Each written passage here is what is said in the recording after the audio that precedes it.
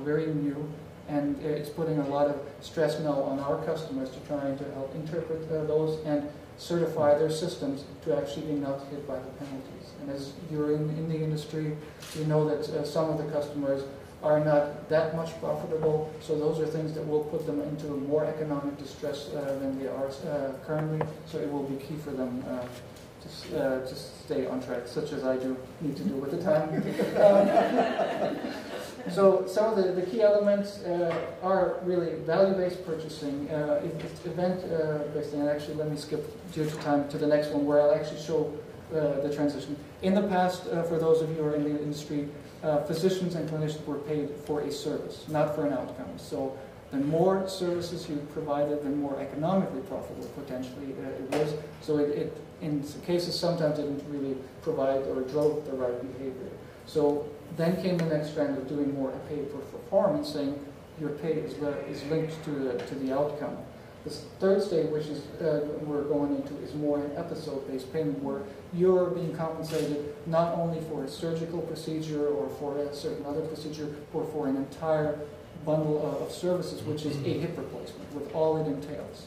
And thereby, the person who owns now the revenue for that has a responsibility and a natural drive to make it as cost-efficient as possible, but also have no adverse effect for the patient, because any adverse effect of the patient comes back to you then as a adverse economic factor. And that's when we connect these things, will drive the innovativeness of people there to say, how can we really holistically choose the most best procedure for the patient out there.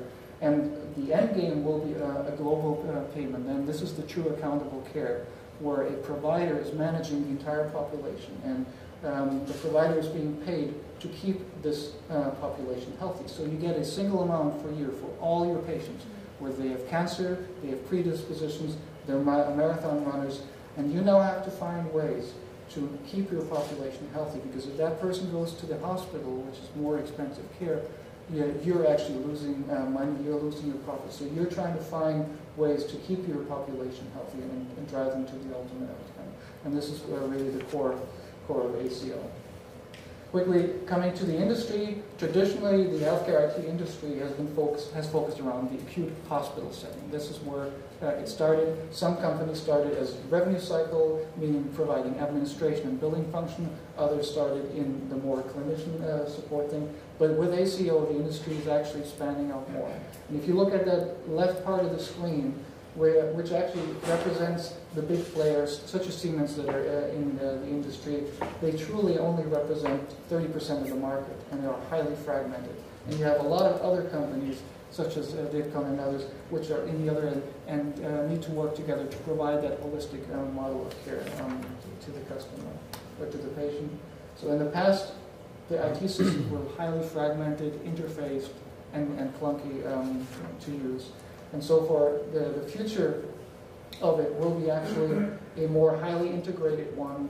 As Siemens, for instance, we always had an ambulatory system by a company called NextGen that was interfaced to ours. And we made the decision, this is a key functionality in the future, and we're going to bring it inside our architecture and integrate it.